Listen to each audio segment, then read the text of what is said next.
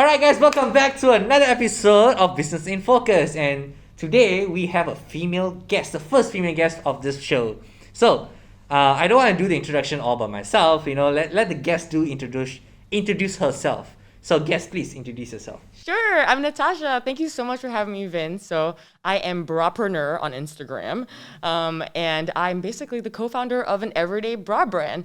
So that's me. I'm, very lively, very fun, very emotional. All the skills you need to run a business. So I was not doing this in my prior life and really started this journey in 2019. So this label of being a co-founder is relatively new to me, but I'm really enjoying every minute of it. Nice. Okay, so those of you don't know, right, also watching this from YouTube or listening from Spotify, she's actually, should we say the name? So, is it called Where SOKO or just SOKO? Just SOKO, yeah, because I couldn't get SOKO on Instagram by itself. Oh, so is it? I put Where SOKO because the new brands you have to say drink recess or eat greens or whatever, right? So I put Where SOKO, where so pakai SOKO. Okay. So she's a owner of a bra company called SOKO, or in Instagram it's called Where SOKO. So before we get into the deeper topics of business and all, can you tell us what is SOKO actually? Sure. So SOKO is an everyday bra brand, and the thing is, we're not your average bra brand. And how we're different is that we have comfort first products. So we really go in on making sure that it's comfy products for your everyday life. No unnecessary frills, nothing itchy, nothing uncomfortable, definitely no wires. So we're a line of wireless bras, COVID life. We represent real everyday women. So we're really proud of that. It's not just a one-time thing for us, a one-time campaign. We are at the core an everyday bra brand for local everyday women, and we make bra shopping fun. If you ask a woman, Vince, do you enjoy bra shopping? 9 out of 10 of the time, they're gonna say no. So we actually make bra shopping enjoyable. It's something that people don't enjoy doing, so we're trying to transform that into something that they actually look forward to. Alright, so if you guys are wondering why a guy is interviewing about lady stuff, I did some research. Okay, I've been raised by a woman and have a girlfriend as well. When she say wiring and all, I do understand it because I went through with my significant other to buy bras. Guys lah, very, very, very, very malu. Wow, so supportive like you. Just stand there this is nice. You know what we do? We actually have a chair. Uh-huh. Like when we do pop-ups, we have the partner chair. Yeah. For the dudes. And it's so nice. Some people they want the opinion of their partner. Sometimes they just what color or whatever. So we know hey, come sit down here. Some of them go jalan-jalan for a little bit and then come back. So very nice of you. So I did some research, guys. So I'm asking a proper question. So alright. So you talk about what's the difference about SOKO and all. Yeah. And I think that you're doing is quite great. And I want to dive in deeper into this topic, like where you're doing this and how you're doing this as well. Yeah, sure. So before SOKO, right? Can you explain to me what were you doing before this? Because I did some research. You were not in this industry. You were in a very, I don't know, from transitioning from this industry to this industry was completely different. Very different. Exactly. So tell us a little bit about that. Yeah, sure. I wasn't even living in Malaysia. Yeah. I haven't lived in Malaysia actually when I moved here in 2019, and I haven't lived in Malaysia in 20 years. And I was working in finance. So I was in New York City, working on Wall Street. I worked as big boy. No lah. But I worked in private equity, which is a typically male-dominated industry, and I learned a lot from that. I had a wonderful team. I was really happy in my job. I got promoted 6 months before I quit. So it was I just learned so much about being analytical, working in teams, and just really making good, strong relationships. Because at the end of the day, I think a lot of what you learn in any job is about relationship building and communicating, right? And so I think even though it has nothing to do with bras, my finance background really helped me to prep me for what it's like to start a business. Running a business is different. Starting a business, it helps to have that foundation, but running a business is another skill set that I feel like nothing could have prepared me for, and that you understand, right? It's like once you get in it, then you learn the hard way. But yeah, finance world, I did that for 6 years, all in New York. I had 3 different jobs in 2 different companies. And most of it was really, client-focused work. So I did sales, I did private equity, I did FX, and all of it, I just hustled. I worked really, really hard to, get the jobs and land those jobs and just perform really well. And this was just the itch that I had to scratch in terms of okay, like, let me try and be a founder and see what it's like, and can I do this, and can I make a change in this industry in Malaysia? But why clothing industry? Because bra is a clothing. Why not just go to a much similar to what you're working like? Yeah, like fintech or something, right? Yeah. I mean, that was actually not, I mean, I didn't have a fintech idea or anything like that. I was brainstorming ideas like while I was, you know, in corporate world, like daydreaming, like, oh, maybe I could start something. But nothing really like moved the needle for me. Nothing really motivated me enough to want to quit my job, you know? Because like when you're in corporate, you have a stable income, you're very comfortable, right? It's boring lah. Yeah. It depends, you know, like, honest, yeah, it depends on what you're boring, doing. yeah. But I had fun. Like I had a really awesome team. I was learning so much. But I was so in admiration of so many of these brands that were challenging the status quo. And I know it sounds cheesy, but really they are. Like they're taking all these kind of like old, like, you know, brands and like really doing something different about it. Being like, why are we putting up with like the same version of a mattress or the same version of glasses or the same version of, you know, bras in the US too, right? Where it's so empowering. So I was like, oh, okay, this is interesting. But for me, it was like, I wanted to start something because I was frustrated with it. Not because I love bras. It's actually the opposite. It's because I hate bras. So I wanted to change not only the bra itself, as in like the comfort, like moving it to something that's from uncomfortable to comfortable, but also just to, you know, see how I do it, right? In terms of like how I become as a founder, how I try my hand at something new. That's kind of ironic because it's a female product, but it's dominated by male. Yeah, that's true. That's true. Victoria's Secret was founded by a guy. I mean the story for Victoria's Secret because he was shy to buy lingerie for Yeah, exactly. Was it mistress or wife? Oh, I don't know about that. I forgot about it. I forgot the full story. But he was shy, and that's how he created, you know, Victoria's Secret and all. Yeah, that makes sense. Exactly. Which is why it's so frustrating. And that was, you know, created, you know, so long ago, and yet it's perpetuated in the industry for so long. This over sexualization is so like in our face for so long, like my entire life, you know, and like why do we have to put up with this? Like women just want something comfortable, functional, supportive, you know, pretty and affordable. Like it doesn't have to be this fantasy narrative that's been so long drawn out for so many years. So we're done with that. SOKO does not promote that at all. That's the thing for the next question. Saying all of this, right? It's quite well suited for overseas countries, not in Asia, because you know Asia is a very taboo kind of place. They don't talk about all of this stuff. I'm not sure why, because of I think our grandparents and all. But why actually start in Malaysia? Why not just start in Singapore? Or I mean, Asia and Singapore is quite well accepted to this kind of ideas, or maybe like other countries, maybe New York as well. Because I don't know, you know this brand called Parade? Yeah, I love Parade. I have so much respect for them. Yeah, I did some research on it. Like, oh, this is a bit similar on what you're trying to do for SOKO, but in an Asian market. Then why Malaysia though? Why this country with all this restriction and all? Yeah, I mean, it's like, it was really hard, right? It's like I had to move country. I had just gotten married. I don't know anything about running a business. And I'm going into a bra industry in a Muslim country. Like, you put all this together, like, people think, like, are you crazy? Imagine the book, it's like, what's happening here? Like, what are you thinking like, about? are you sure? Like, it's not too late for you to go back. But no, really, it's other than being Malaysian, the opportunity lies here. It lies in Malaysia because people are just not talking about it. Like you're saying, it's a bit taboo, right? Even if it's talking about even like period care companies, like, you know, women get periods. Yeah, that was get over it. Like, you know, it's like, that was a controversial about like the painting that looks like a vagina. Yes. That was like, it looks nice. Like, why is this so controversial? That's right. But even though obviously I'm very liberal in terms of my mindset, but I understand Malaysia is conservative. So I have to do it in a way that is respectful. Because if I want to impact change, I have to do it in a way that people can take it, right? It's not like just because I feel like I'm at 100 and people are at a 50, then okay, fine, I'll start at 50. I'll start here.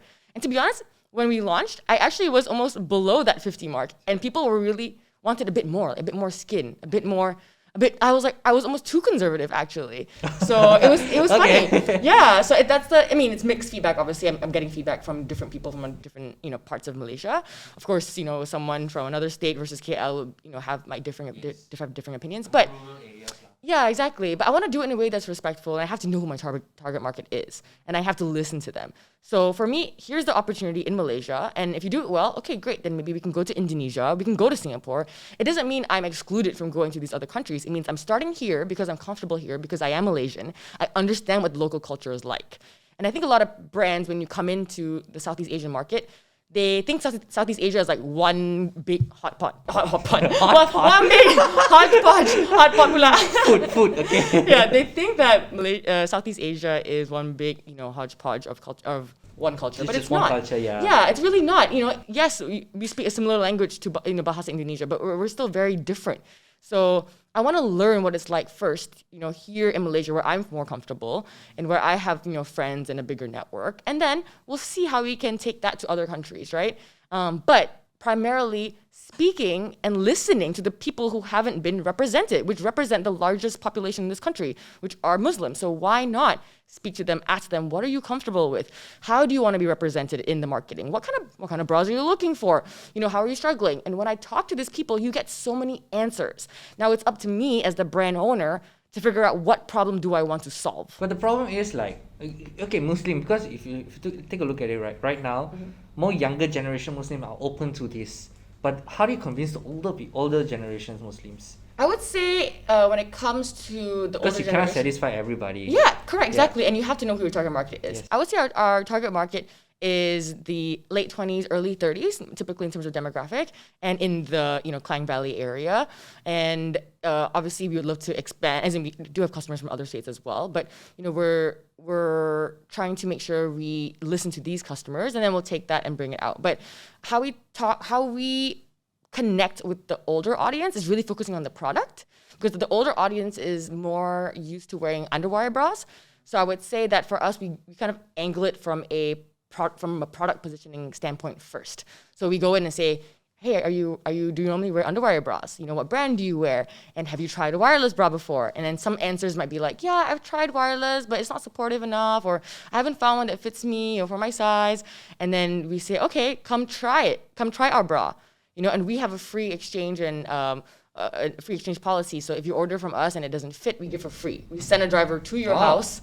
It's very easy. We make it super seamless for you. But isn't that all of Malaysia taking money from your side as well? Yes, so absolutely. It's a loss that you accepting. Yeah, I mean, it reduces our margin, but we're comfortable with that because we're trying to switch someone, right, from a very sticky category. Bras are sticky, right? You know how, guys, I'm sure if you find one underwear, you buy 10 pairs and then you're done. Uniqlo. Yeah, Uniqlo, yes. Okay, so that's a good point. Uniqlo it does bras. Yeah. And it's a very sticky category for them. They're one of the few players in that space that does, 80 ringgit bras, and it's amazing. It's seamless, comfortable. But we have had customers come to us and say, oh, my Uniqlo bras disintegrate after, the bonding comes off after a few months.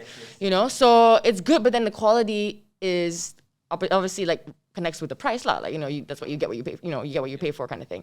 So for us, it's okay, we're listening to that feedback, and our customers do buy from Uniqlo. I buy from Uniqlo too. But it's how do we come up with a better product than Uniqlo, but not go way above, go to a Triumph pricing, which is 225 ringgit.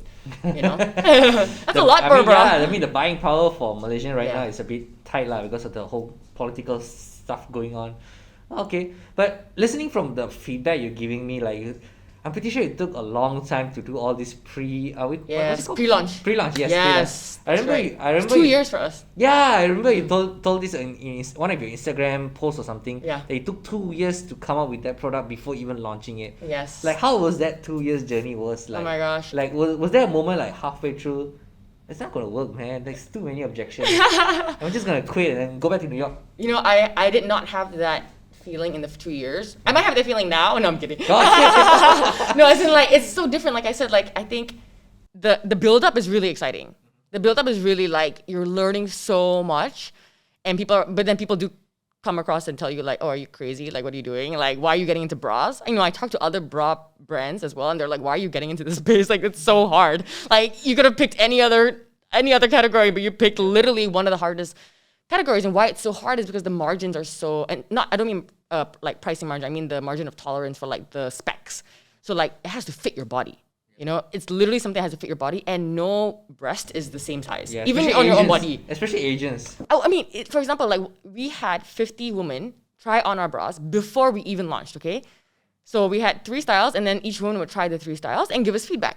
And let's say like you were the M, right? Like we had 6, 7 other women also try the M, but they all have different, feedback. As in, like it all fits differently. Yeah, that's so confusing, man. So it was a lot, but it was really important. We had to get real woman feedback. Again, we are a real woman company. We're not just putting it on one model and then going up from there. A lot of companies do that. They just have like a few fit models, and then The they just model size. Yeah, correct. Which works for them. It's fine, but for us, it's like we're new. We need to hear not only their opinions. We need to make sure it fits. We need to see how, different breast shapes, and there's so many different factors to take into account. Okay, cool. So after all that, right, I just want to ask you, right, so you are actually in 2 different niches right now. Because number 1 is clothing, number 2 is e-commerce. Yep. Okay, usually when I hear from my own mentors is that usually you start with one niche first, then you expand it out. Once you build up that thing, go to the next niche. But yours is a clothing and an e-commerce niche. So can you share with us like what were the hardest challenges you faced on each of those things? I would say for the clothing side, for the apparel side, it's definitely manufacturing. That is, I think, I speak to a lot of founders in general, and that's been one of the biggest plus points on this journey, where learning from other founders has been really instrumental to my growth.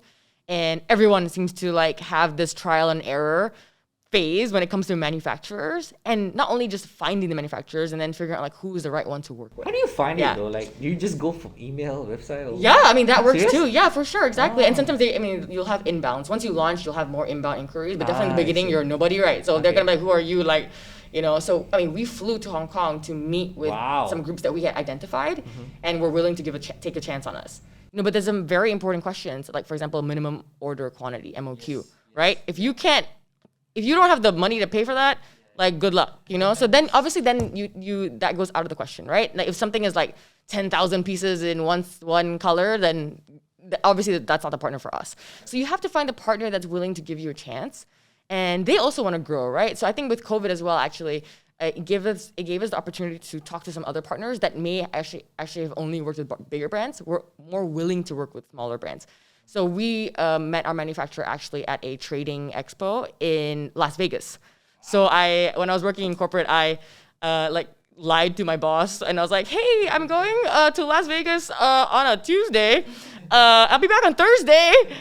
He's like, what? Why are you going in the middle of the week? But you have to do these things because you gotta hustle, and you hustled in secret, And I think what I love about Malaysia too, a lot of people have side hustles, right? And for me, I was doing, it's a full-time hustle. I quit my job to come here and do it full-time.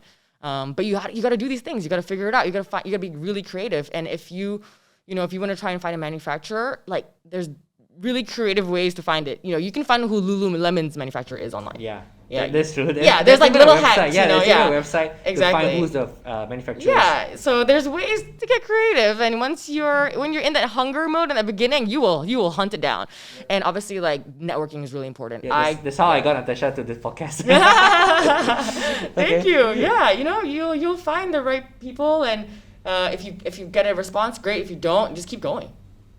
True. What about the e-commerce side? Yeah, so the e-commerce side, I would because say... it's not even your expertise, right? Creating websites and all. Yeah, I would say the website stuff, I would say we have a very pretty website, and we did all the copywriting, and then we worked with an agency to build the website and everything. So that was nice because it was a very collaborative process. So that was really helpful because we didn't know much about it. But for me personally, I think it's the social media content creation. Yeah, the everyday making content, not only now on... Do you have a team? No, I am the team. My husband works with me too, but he doesn't do the social media part. So I am the graphic designer. I am the copywriter. I am the idea generator. I literally the only thing I'll go to him and be like, hey babe, which one do you like better? This one or this one? Does it look better? Or ask some friends. It's called board meeting. Yeah, exactly. I'll let my cats decide. Hey, which one do you like? I would say that's hard because there's a pressure to always be on, right? You always have to be on and be on trend and come up with something funny or come up with something serious and just have the right messaging. And you don't know what's going to work. The one you spent 12 hours working on may not be performing as well as the one you spent 30 minutes on, right? I totally understand. You put too much effort, right? It's 2 or 3 views. Yeah, correct. And then you just take simply with the ugly face, no makeup, anything. Yeah. 1,000 million views. What the hell, man? That's right. So I'm learning a lot, and now even with in the beginning, like we only got Reels like a year ago in Malaysia, right? Or something like that. It wasn't that. It was like pretty new, like later than the US. Yeah. So even Reels, it was like I was like, okay, I gotta learn how to make Reels. And, now people love like TikTok videos, and I haven't gone on TikTok yet. So just learning about social media and adapting to its changes. Okay. So let me ask you a question. If let's say if business owners or who want to dive into this kind of industry, right? Yeah. What were the things that you would like to teach them or things that you have to know before we actually started this up? Yeah, specifically for like clothing and e-commerce. Clothing, Yeah, I would say Because nowadays all the clothing shops are becoming e-commerce ready. yes, correct. People are less and less going to physical shop Yeah, because of COVID and all. That's Even right. myself, I buy my clothes all from like website, Uniqlo website and all. yeah, exactly. So I would say couple of things. From the clothing side, I would say, is it something just for fun? Like, are you doing this because you are like, you love it? Like, again, I remember I don't love bras. It's the fact that I hate bras.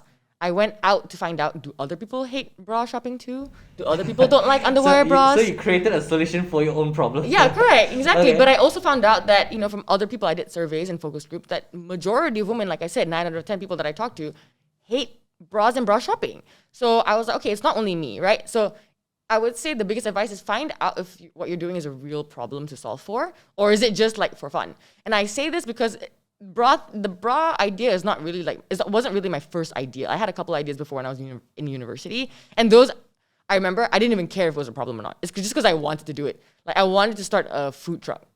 Because I wanted to do it. That is so cool. A sandwich food truck. Because I like sandwiches and I like food trucks. Not because I'm actually solving a problem. I'm hungry right now. Ya, belum makan lagi. Belum makan lagi after this. So you see what I'm saying? So I think a lot of times people get excited because they want to start something or they hate their job. Don't start something because you hate your job. Don't start something because you also just really, really love it. Like really talk and find out if run the idea by someone. People are always so nervous about sharing your idea, but run it and screen it. Just ask her. Start with your friend, your partner, your mom, your dad, whatever, and ask them what do you think of this? And people are gonna have their opinions. You don't have to listen to them, but at least you're collecting the data. That data is powerful. So start there, and if it's solving a problem, then you can quit your job. So the moral of the story is find a problem and be the solution. Yes, correct. Oh, and also the solution should be better than other solutions. Yes. Especially if it's a sticky category. Yeah, to be on a more better than your competitives. Yeah, exactly. So yeah, it's tricky, but it takes a little bit of work, but it's doable. Okay, so here's my question: is number one, so you're talking for clothing wise, right? Number one, you say manufacturers, right? Or suppliers, maybe. Yes, yeah. Like how number one. Not everybody, especially when they start in Malaysia, right? Not everybody have the access to go Las Vegas to have those convention center. Yes. If let's say this is for more Malaysian audience. Yes. So how do they find suppliers? Yeah, like I said, get creative. If you want to know who your competitors, manufacturers are, there's a way to find that out online by looking at import-export data, for example. That's readily available. Okay. And talk to people. Like when the first 6 months I was here, I was talking to 30, 40, 50 people. I didn't know many people in Malaysia, but I just went out of my way to connect with people that knew other people, who knew something about running a business. And it may not have anything to do with bras. But for example, I wanted to learn about what it's like working with suppliers in China, right? So I said, okay, how do I get my answers? How do I get the answers to my questions about working with suppliers in China? I'm gonna talk to people who clearly have a business who run it. Yeah, exactly. So I literally I will ask my parents, do they have someone who knows a friend or something, or do I have a friend who has honestly, it's I think maybe you just from talking to me for this couple these minutes, I'm a very extrovert person. That's the thing I want to ask you. It's very easy for an extrovert to say to another extrovert, go. Yeah. Especially an introvert, because I have some introvert friends. Yeah. Very, very hard to convince them, bro. Just go talk. Just no worries, man. Yeah, that one's hard because that one you have to change a bit of your normal behavior, right? But that's the thing, when you're in a position where you wanna learn, you have to be vulnerable. For example, very easy way for introverts to also do: create a public Instagram. I did not have a public Instagram. Brapreneur, I saved the brapreneur name 6 months before I quit my job. Okay, the day I quit my job, I went boom public. That's a cool last name, You see? Brownpreneur. Then you can be an introvert and start DMing people, and that's how I made friends during COVID. Right? I moved here 6 months later, became COVID. So I had to network, and if I didn't have the public Instagram, I honestly don't think that SOKO would have had the word of mouth that it did. That's true. Actually, I found out SOKO from another female friend that I found out that. I was okay, I found you. Okay, just follow her. Exactly. And I make it very clear. I say SOKO is founded by female founded by brapreneur, and I want people to feel connected, to me, to the story. I want them to feel like they can talk to me. When I go to pop-ups, I'm there, I'm talking to them.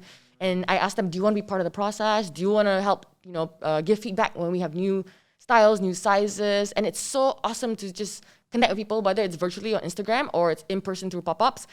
There's an introvert and extrovert way to do it, and I think there's a way if you just are just willing to try. Okay. So what about, last question, what about logistics? Because, so what I can understand from your business point of view is they go to website, they order something, and then deliver. Do you actually put it in a package and go to a motorbike and then... No, you don't want me on the roads. I'm a terrible driver. I'm a terrible driver. Okay.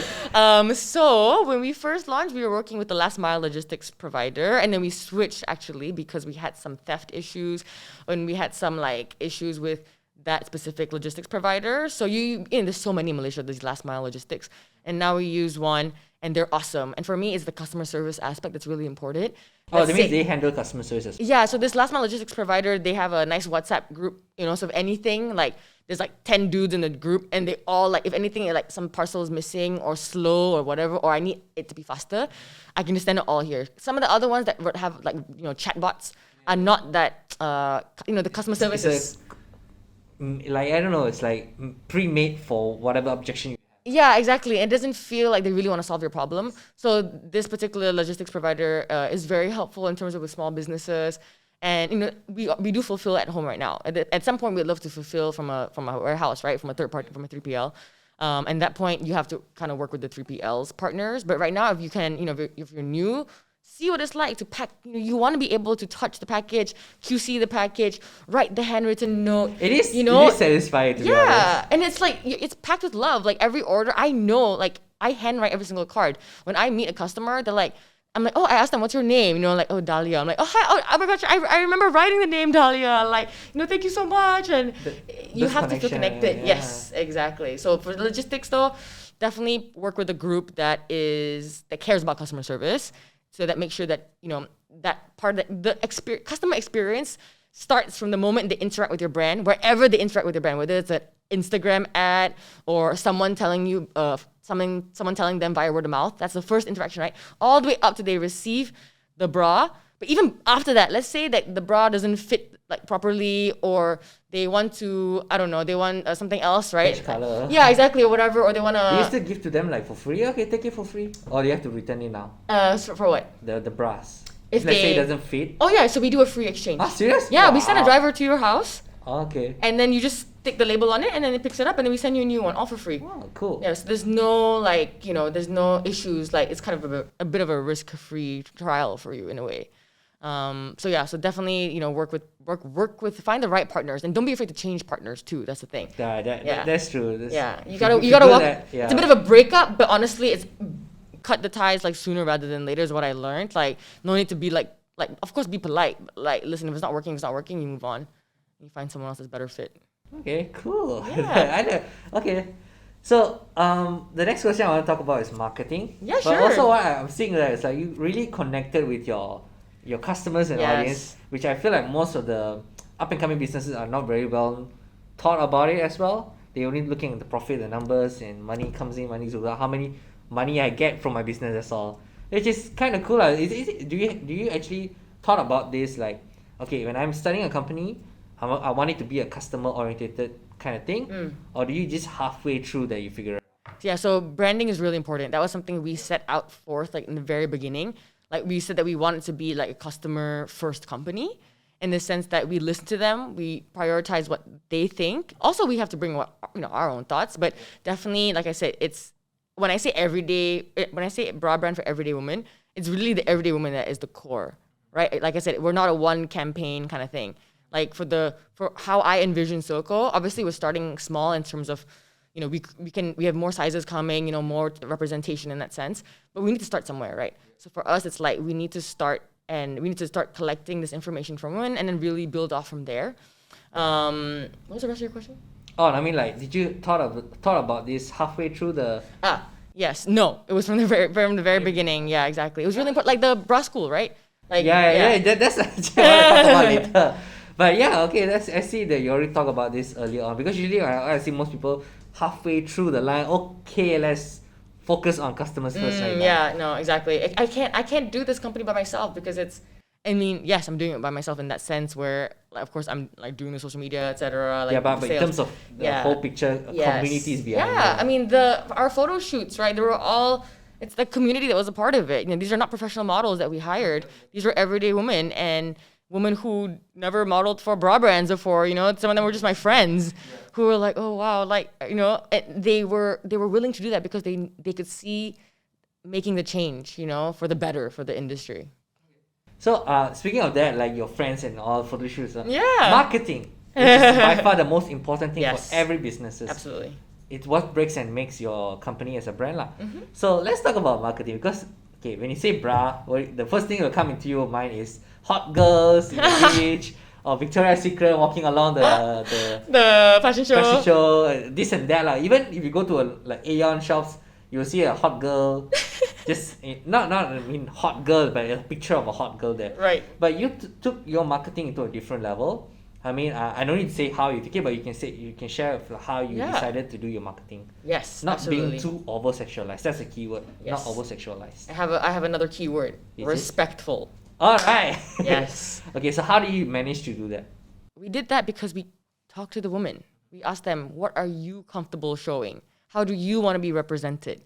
And we tell this to the photographer. We had a male photographer. And at first I was unsure about hiring a male photographer. I said, I want the girls to be comfortable. I don't want them to feel like... That's true. But honestly, he was so empathetic and he said, listen, we're going to make sure that they're comfortable. And they were, For example, we had a couple of photo shoots and one of them were mostly my friends. And 5 of the girls had each different levels of what they want to expose. Right? We had a girl that was like, okay, I can wear shorts, my bra, I don't need a cover up, nothing. Then on the other spectrum, we had our first ever hijabi, pakai tudung, bra model, So in one photo shoot. And so the photographer... Wait. How does... Wow. Yeah, we are the first bra brand to do that. She was wearing a hijab? Yes. But what you do is you ask them, okay, how would you like to do this? You can hold the bra can be in the background. Oh, I remember I saw the picture. Yeah. So you see, why can women that wear tudung not be represented? They can, but you have to do it in a way that they are comfortable. So all you have to do is ask them. You see? And even, for example, if there's a group photo, right? And all the 5 girls are together, you have to ask the girl, like, is the girl with the tudung comfortable sitting next to the girl that's fully, that's okay? And I asked her, I pulled her to the side and I said, are you okay with that? And, she gave me some of her feedback and we make sure that everyone and each person is okay with how their bodies, their faces are being presented. Again, these girls are everyday girls. They have real jobs. They don't want to be presented in a way that's sexualized. I think one of the girls is my friend's younger sister. Oh, nice. What's her name? Cassandra or something? Yes, Cassie, she's awesome. I found her on Instagram. So sweet. Her mom and her aunt came to the shoot. Again, very supportive. We had another girl whose mom came to the shoot. Malay girl, Muslim girl. And it's all about, the moms are there supporting their kids too. I was like, how amazing is that? And I just felt like it was such a accomplishment. I felt really, really proud, actually. It's probably the most proud thing that I feel that we can have shoots where people feel comfortable. And not only the shoots, when our customers buy from us and they take photos of the bra and they tag us, oh my gosh, I feel so... It gives me such a sense of joy. Yeah, that's the 2 years of planning. Once you build a community, of course you feel nice lah. Yeah, exactly. And they share, and that's exactly what we want. We want people to feel connected to the brand. It's not just a bra brand. Yep. You see, we are a community of people who believe that the old ways of the bra industry, should be long gone.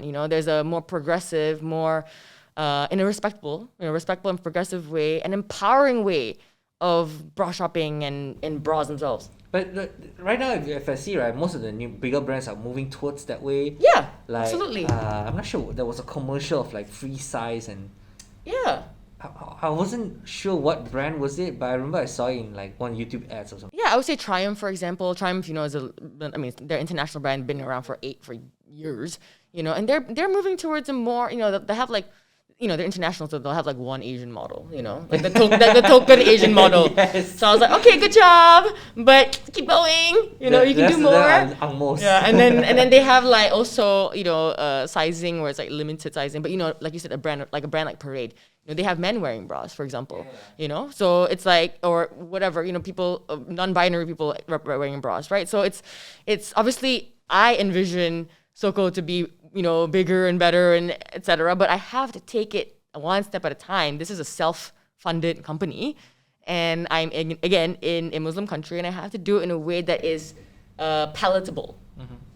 Okay, so here's a question I want to ask you about, like in terms of the future of SOKO. Yeah. With so many restrictions that is currently in Malaysia right now, I'm not sure I can tell another 30 years or 20 years later in how's going to be the landscape of this. Yeah. Do you think there's a chance SOKO succeeding more than what it is right now in Malaysia? Yeah, I hope so. I mean, my vision is for it to expand into Indonesia and Singapore. I feel like Indonesian people should be more open to this idea. Yeah, potentially. I mean, Yeah. I do see some really interesting DTC brands. Yeah, there, yeah. and they really push. They really push it. They push the envelope, and they're not afraid to be more expressive in that sense. Is that the restrictions that you say maybe are a bit less there. It depends where you are, obviously, but I would say in Jakarta is a bit more open. But yeah, I'm comfortable in this market because again, I'm from here and I have spent the last 3 years really understanding this market and talking to people, having the public Instagram profile, connecting with people, going to pop-ups, spending every waking hour like trying to just talk to people and listen to them.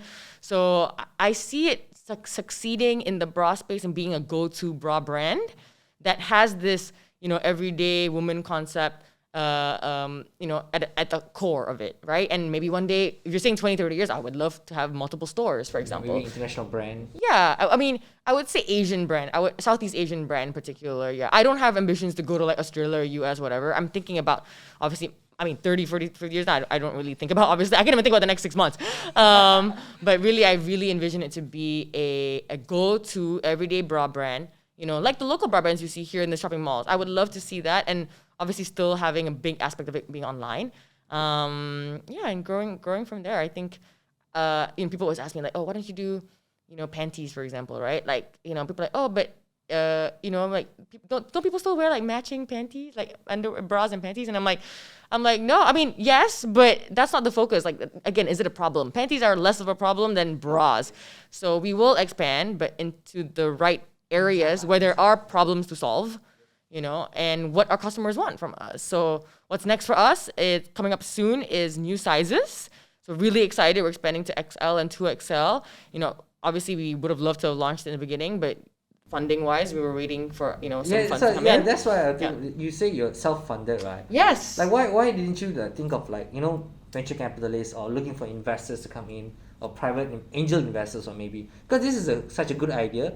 I'm pretty sure a lot of Asian investors, if you really contact them, they will be interested to expand to it. Is there a reason why you didn't approach any investors? I would say that we're not closing the door on that. We're definitely, connecting with groups that may be of interest to work with, and for them, it's a two-way street, right? Like the money comes in, sure, but then it's about having a partnership, right? And mentorship, really. So for us, we are really spending this first year. So now we're 8 months in. We just launched in July 2021, and it's product market fit right now.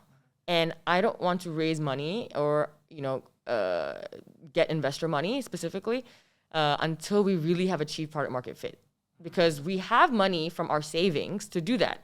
And if I can do that and build it on a way to show that, okay, this business is sustainable, this business is profitable, then I would feel comfortable to raise money in another stage for expansion in the future to Indonesia or Singapore or whatever. But in the beginning, if you can afford to do it on your own, then why not? In the sense to use the cash flow from the business and let it fund itself, right? So like you need to ask yourself, what is the investor for, right? And for us, like for example, Indonesia would be a completely new market to us. We would love to get, a group that has a lot of experience in Indonesia. That would make sense. We would want to partner with a group that does that and allows us to expand in a way that feels more known, right? So yeah, I would say, VC money is very sexy on the outside. And I think coming from the finance industry, I understand. I've had an insider's look as to what it entails, kind of, like it's very demanding, pressure. especially when they give their own opinion on how the direction of the company is to go. Yeah, I mean, to be honest, I'm fine with opinions. Like I said, there's a lot of people have a lot of opinions all the time. Yep. Especially when you run your own business, I'm sure you know too. Yep. Like, why don't you do this? Why don't you do this? Go into this, make this color, make this thing, and you're like, great, thank you so much for the information. So easy, you do that. Yeah, correct, exactly. But it's what you do with the information, how do you allocate your resources towards whatever initiative.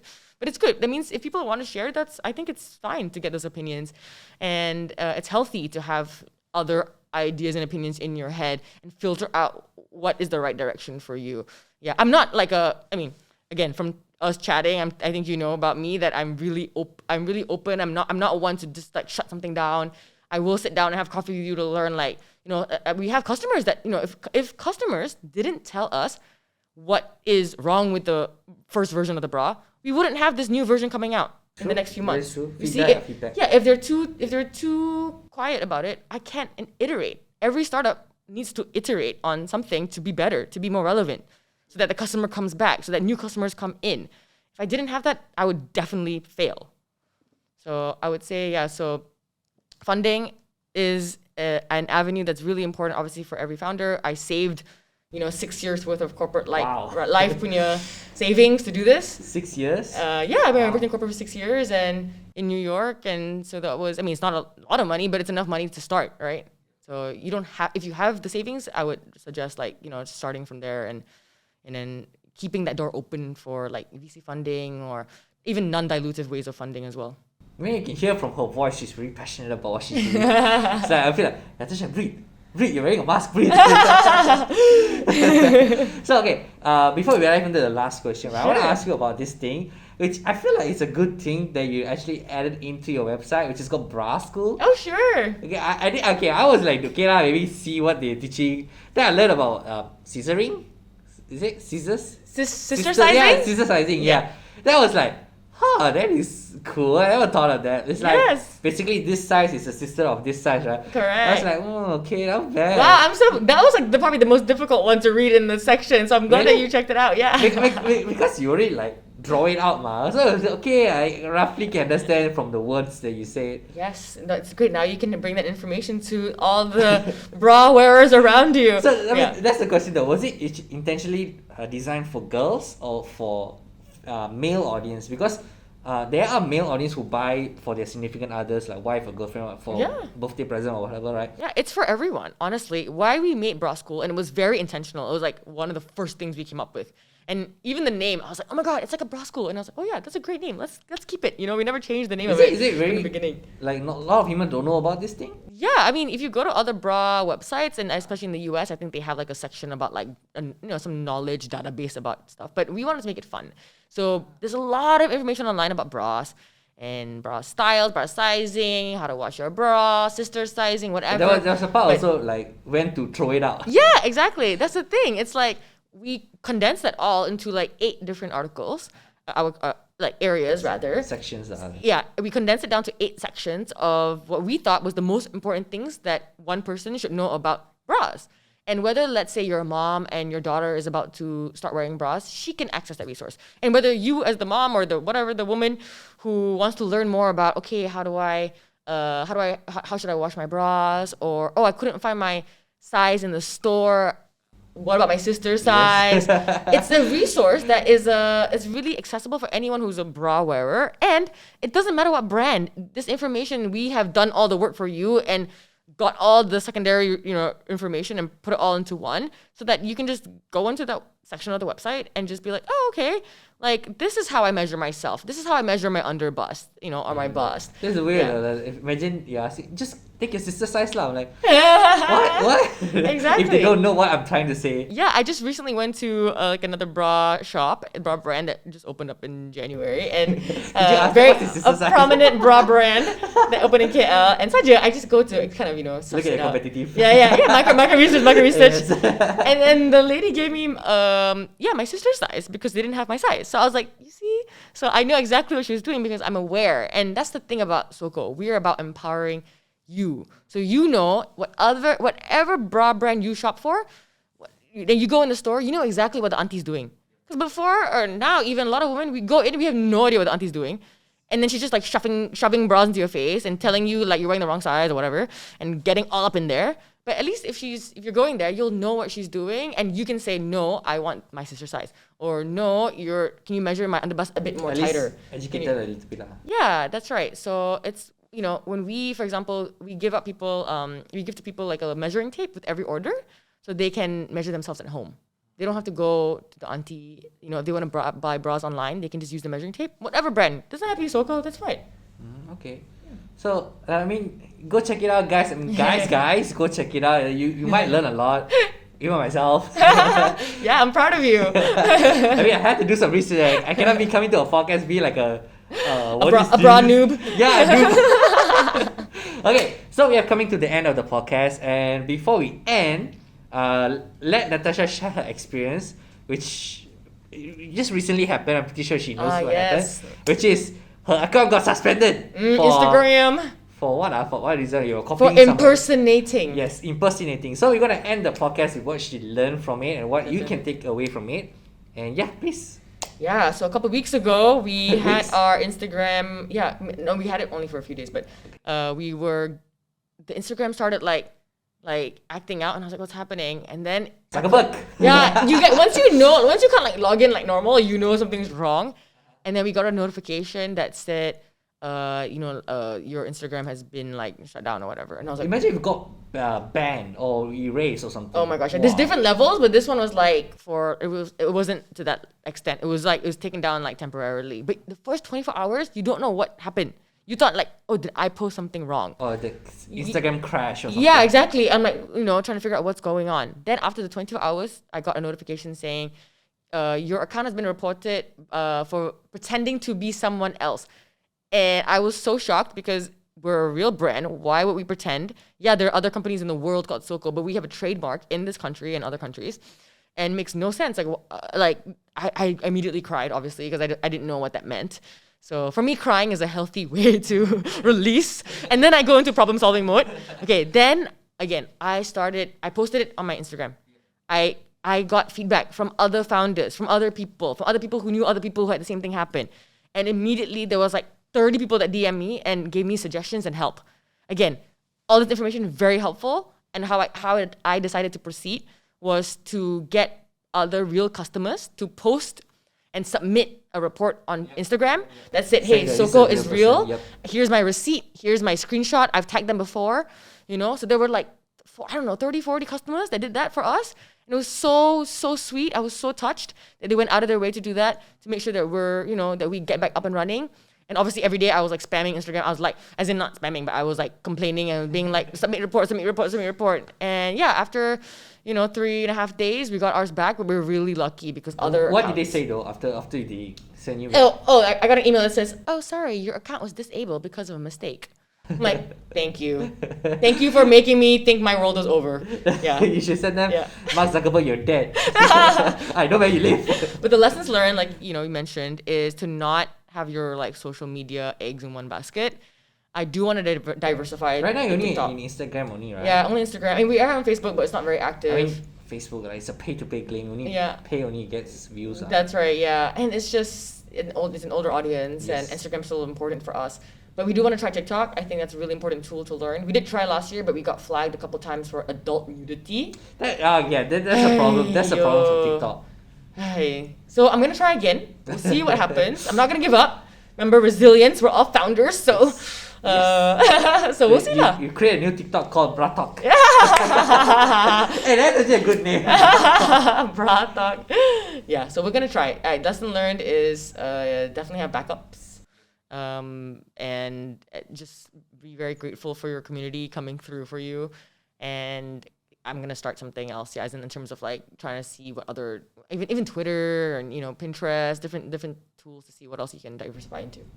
All right. Yeah. So you heard it from that, guys, from Natasha. And thanks, Natasha, for coming for our Business in Focus podcast. Thank you for having me. All right. So anything you want to plug in, your socials or anything? Oh yes, please follow us at Where SOKO, like Where SOKO, WEARSOKO. Not WHERE. Yes, so Where SOKO is our Instagram.